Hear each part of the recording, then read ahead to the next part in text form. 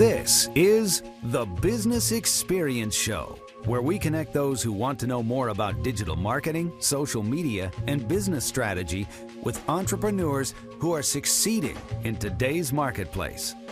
Follow our blog, join our online network, or connect with us at thebusinessexperienceshow.com. And now, your host, Lisa Caprelli. Welcome to the Business Experience Show. Today we have Ted Hankin. Ted is counsel and partner with Litton Williams, Messina and Hankin. He's an attorney, a CPA, who can help you with estate planning, drafting of wills, trusts, powers of attorneys, advanced healthcare directives, and more. A lot of business experience, 36 years. Welcome, Ted. Thank you, Lisa. It's a pleasure to be here. And with us is also show producer Brian Gapps. Hi, Ted. Hi, Brian. Can you tell us, what is your role as an estate planner? Well, my role generally is to help people decide what instruments they need for taking care of their family after they die. It usually happens by having them come into my office for an hour or so interview. I learn about them, I learn about their family, I learn about their financial situation.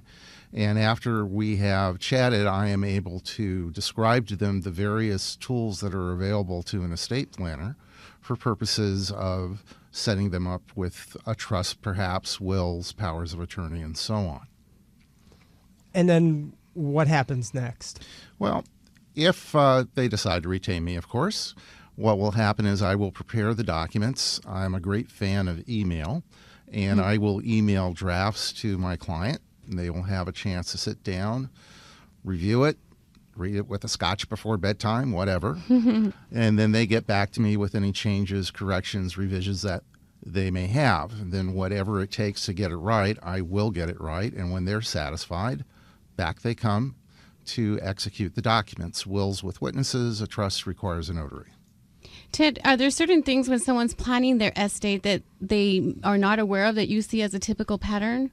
Well, there's different patterns depending on family situations, and that's what usually creates the patterns. You can have young parents with children.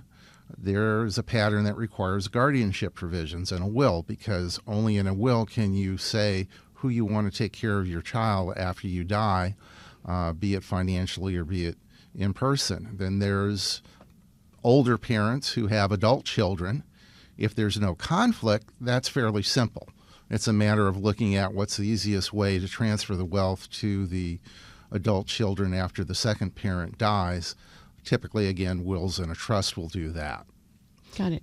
Then if there's adult children, but it's a blended family, which by that I mean it's a second or third or fourth or fifth marriage, which is becoming more and more typical, you have to take special precautions, because the concern, of course, is both spouses come into the marriage with assets of their own, and both spouses tend to want to leave their assets to their children, not give it to the other spouse to give to a new paramour or her own children or his children. So we have to do things like establish two separate trusts upon death. There's a technical term called a Q-tip trust, marital deduction trust. But the goal is to allow the survivor to have the benefit of the income from those assets to help support them during their remaining years, but also require that those assets go to the children of the first to die, because that's typically what that parent wants. Another situation that can come up is you can have people who require a special needs trust. This is typically a situation where a family member is on SSDI or something of the sort, public benefits. If you give them the assets, their share of the estate when you die, it will jeopardize their ability to continue on public benefits, which generally is seen to be a good thing for that person who has the special needs. So we set up a special needs trust that can provide for things other than food and shelter, which is what the government provides for. And a trustee holds the money for them during their lifetime, and after they die, then it goes somewhere else. And so I want to ask you a question here regarding special needs. If someone does not have that in provision in their will, and what would happen to that child? Well, there's a lot of government programs. One that's fairly common is SSDI, which is a federal program. And if you receive an inheritance, you're not going to be qualified anymore for the SSDI, and you will lose your government benefits. Now, if you spend it all, maybe you can reapply and get it back, but we're talking substantial money. Right. It's that money which will support that child, not the government.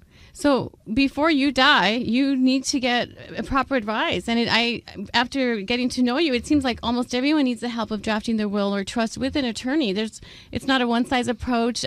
What do you say to people who go and get a software and try to do it themselves to avoid the costs of an attorney? What I say is they might get it right, but then again, they might not. And the only way you're going to know for sure is what your children tell you after you're dead when they come to your grave and cry and wail and say, why did you do that? But really, you should come to see an attorney. It's a small price to pay in the relative scheme of things. Do people come to you, as you just mentioned, like the heirs of people who've passed away, and do they come to you then for sort of planning after the fact? Yeah, I'm not sure I would say planning, but you have to understand that once someone has passed and there are testamentary instruments or there's a trust, there's a period of time called administration, trust administration, probate administration, and there are responsibilities that the executor has, there's fiduciary responsibilities a trustee has, and it usually takes an attorney who's experienced in those matters to help guide the client through the forest, if you will, of getting everything done so that the property can be distributed to the heirs without undue time being spent or expense. And what is that administrative period? Is there a typical window? Well, if there's a probate in California, in Orange County, 6 months would be the minimum, but typically it takes 9 months to 12 months to go through a probate.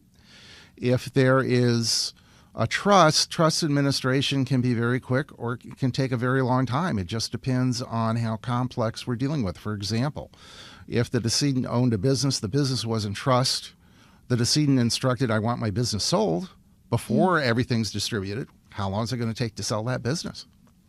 We're talking with Ted Hankin, counsel and partner of the firm Litton, Williams, Messina, and Hankin. You can find more information like this on his website, tedhankin.com. That's Ted, HANKIN.com. We're talking about the human cost of estate planning.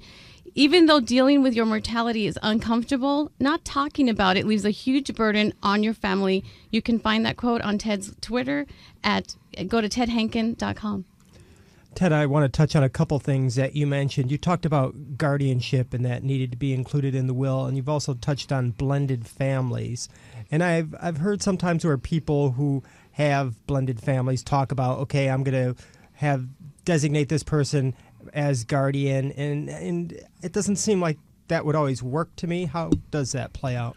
Well, if I understand your question, when there's two parents surviving, even though they may not be married to each other, and even though one parent has physical custody of that child, when the parent with physical custody dies, you're not going to trump the surviving parent's rights. The surviving parent will get custody of that child. But if there's a mutual disaster, if both parents die in the plane crash, car crash, what have you, then the guardianship provisions become very important. Maybe Aunt Martha is great with children, but she doesn't know what to do with money. So you go to Uncle Tom, and Tom's a financial wizard. You name Aunt Martha guardian of the person. You name Uncle Tom the guardian of the estate, the financial affairs of that child. And we're seeing some of that play out right now in court these days with the whole Jackson case. Yeah, I was just thinking about that. That's exactly a situation where you have Mrs. Jackson being appointed the guardian for the 3 children as opposed to a sister or brother, what have you. Ted, I want to talk about wills and trust and the importance of this. And for you listening, I found that this is a myth after talking to you, that if you get a will, and I came to you and asked you the question, if I get my will notarized, is it valid? And I want you to give the answer to that. Yeah. Many people think that notaries solve everything. And the answer is you don't notarize a will. Now, there are special provisions in the probate code that you can go to court and try to get a document recognized as a testamentary instrument, but the correct way to do it, The right way to do it is to have two disinterested parties witness you're signing the will, and they sign as well. Notarization is not preferred. Notarization is preferred when we do a trust. And you practice in California, and so a lot of this applies specifically to California. Other states have other provisions, obviously.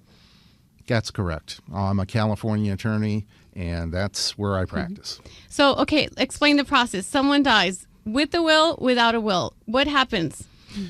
If they have property, and the property is less than $150,000 in value, exclusive of real estate, exclusive of trust assets, then there's a shorthand procedure by where you can get that property transferred to the survivor using an affidavit. If the estate's more than $150,000, there's only a will, there is no trust, then you must have a probate. Probate is started by filing a petition with the court in the county that the person died in, and there's a process by which you file the petition, you prepare an inventory and appraisal, you give notice to creditors after all the debts have been paid, everything's been accounted for, then you can request the court to distribute the estate. So I'm understanding you correctly. So if you die and you do have a will and you have more than $150,000 to your estate, you're going to probate. Pretty much. And what is going to be the protection in you having the probate and trust set up had you done that while you were alive? Well, if you have a trust, you can avoid probate. You don't have to make your assets public through the inventory and appraisal. It's a public document. You can keep everything private, who your heirs are. Nobody has to know. Trust is really a contract, if you will, between yourself and the trustee that upon your death, the trustee shall do this, thus, and that to take care of the handling of your estate. And the court does not have to get involved unless, of course, somebody objects. You just said something interesting in there, is that the trust can remain private, so there's no public reading of the will like you see in movies and things. When there's a trust, that just sort of takes place silently. I know we're on radio, but I'm really smiling right now because this public reading of the will that Hollywood does is just that. It's Hollywood. It doesn't happen. Somebody dies, I have the will, somebody calls me up, oh, so-and-so died, we need copies. I mail it to them. They can call me with questions. But the idea of sitting around the table and going through it all, no. You're missing a great opportunity there for some fun. Yeah, I probably am, but I'm sure there's a lot of things in Hollywood that is not real life. So for what I'm hearing from you is, if you're a smart person and you want to protect your family while you're alive, and you almost always want to have a trust. Yeah, and I mean, I can put numbers to that for you. The California Probate Code sets forth the fees for attorneys and for executors on the probate of a will. And those fees start at, I'm doing this from memory, I think it's 4% of the first 100,000, 3% of the next 100,000, 2%, 100,000 to $1 million, 1% above that, and then there's other calculations you make. But you can see that at a minimum, if you have a $200,000 estate, $7,000 goes to the attorney, $7,000 goes to the executor. That's $14,000. A trust does not cost that much. It costs fractions of that amount. So you're saving money for your heirs by having a trust and avoiding probate just there. There's a saying that you often say that you're doing a favor to your surviving family by properly planning. It's a gift. You're giving your family a gift if you have your affairs in order before you pass. If you don't, you just simply give the chance for conflict to arise. You give the chance for expenses be incurred that don't have to be incurred. So, Ted, in helping people, as you have helped over the 36 years of your career, give us, I want to say a testimonial. Tell us an example of someone who didn't do the right thing, unfortunately, when they were alive and they passed away, and how it went. There was a blended family, second marriage. The father loved the new wife, wanted to leave property to the new wife. The adult children objected to that. I had suggested to the father that he at least talk to his children and explain what he was doing so it wouldn't be a surprise after the fact. I even said, why don't you write them a letter? Well, I found out after he died that, in fact, he had written the letter, but he never sent it. So presenting the letter afterwards, you can imagine the conflict that resulted from that. Well, thank you for being with us, Ted, today. Thanks for sharing with our audience the human cost of estate planning. You can find some of these topics on his blog. Go directly to tedhankin.com.